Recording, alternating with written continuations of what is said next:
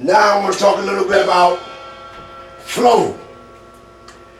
To understand my teachings, you have to use your imagination and the head that you have, that you've experienced things with. For example, when we talk about the ocean and we talk about the drum, the first thing we have to do is clear our mind and take ourselves back to when we were looking at the ocean, when we was throwing the beach ball, running around the sand and all that, playing games and all that down by the beach. At some point we went in the water. Yeah, the water was cold and all that, we understand. But as you waded in, you could feel the waves coming up against you.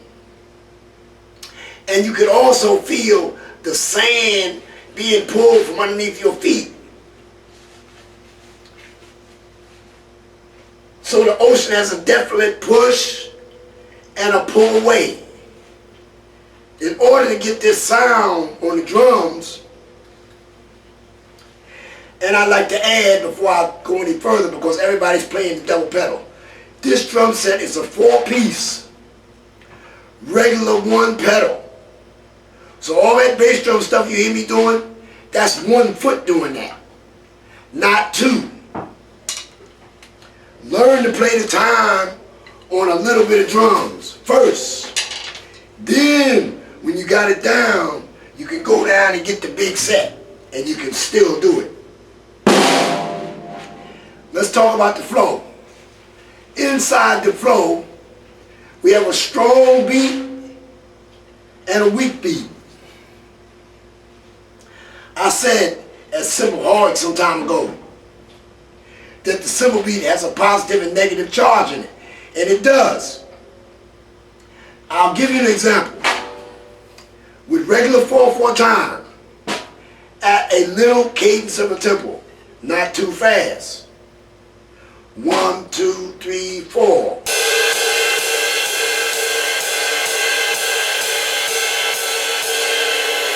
Now, in the 1, 2, 3, 4,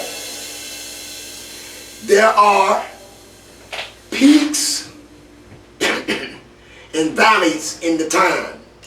For example, this is going to sound like water.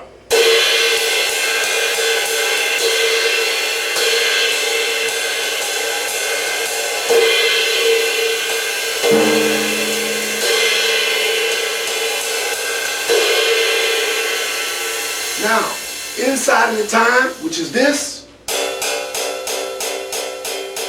if you choose, you can count it as 1, 2, 3, 4. I have extra loud smashes. Sounds like this. But it's not only loud bashes. It's small ticks like the ticks on the clock. Those little ticks, the second hand, it goes all the way around to 12, and when it gets to 12, the minute hand goes 1. So here's the little minute hand ticks.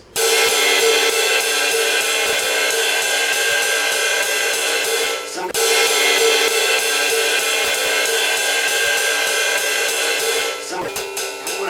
going to have that, and I'm going to have the loud smashes. Then I'm going to bring some other drums in to support my right hand cymbal. Listen to it. 1, 2, 3, 4.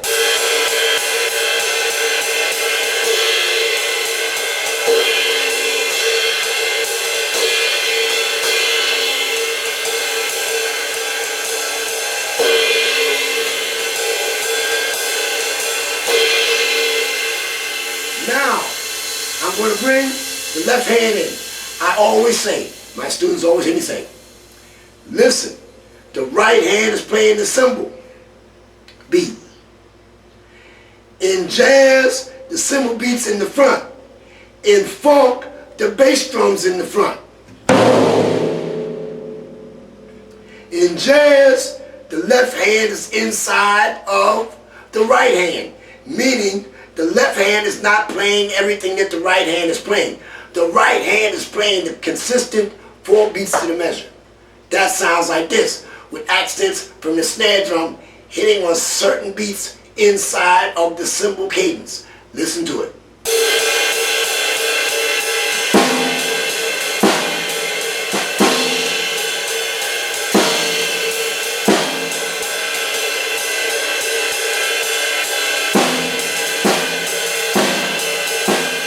Sometimes I'm playing a smash. Sometimes I'm playing a drool. How do I do a drool? I keep my fingers tightly on the stick. And when I go for the drool, I let my fingers off and I let the stick buzz naturally. So when you hear the cymbal beat like this,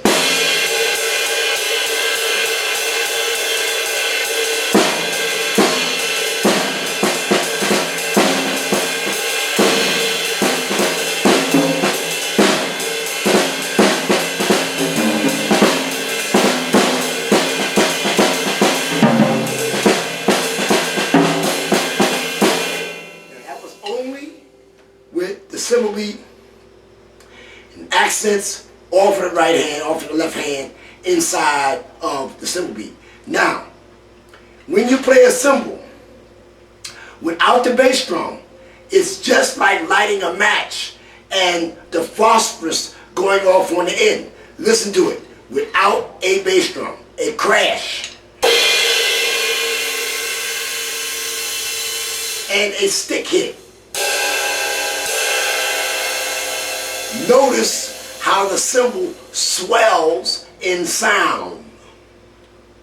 When you put the bass drum there, you bring in the earth element, you give the cymbal a ground. That would be an example of if you light a match with the stick and the phosphorus doesn't fall off on the end, you are able to retain the flame, because the flame sticks on to the match, and the match is grounded. Okay. But in jazz bebop, we don't play the bass drum like old-time jazz. Old-time jazz would sound like this for the bass drum and the cymbal.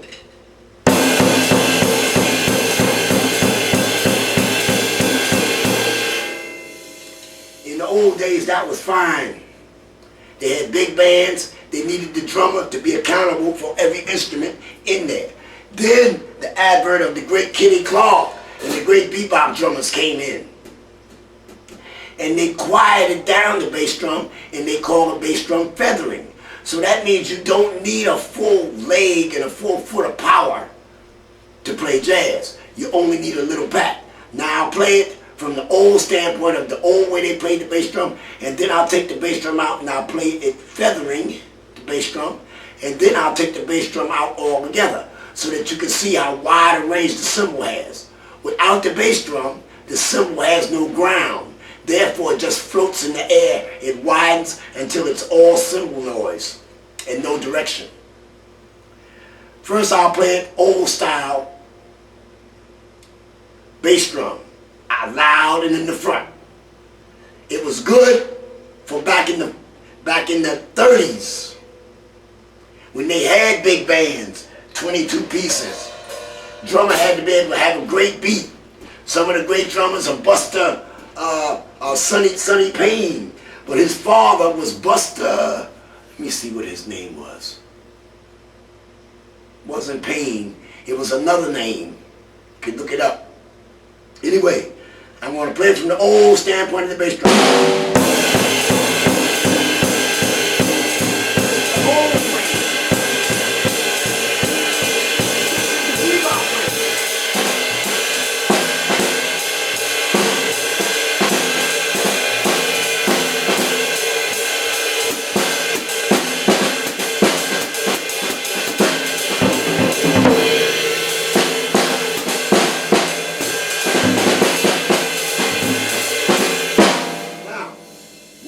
There, and you can't see behind my bass drum, but if I stop my cymbal, you'll be able to hear the feathering.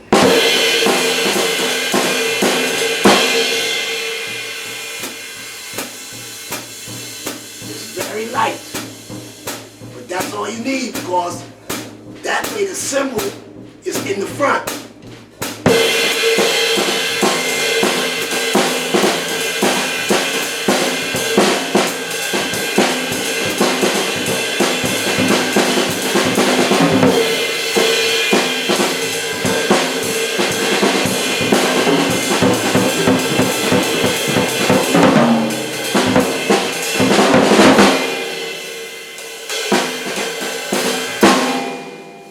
Okay? Now I'm going to stretch out some. And keep those things in mind. The feathering of the bass drum.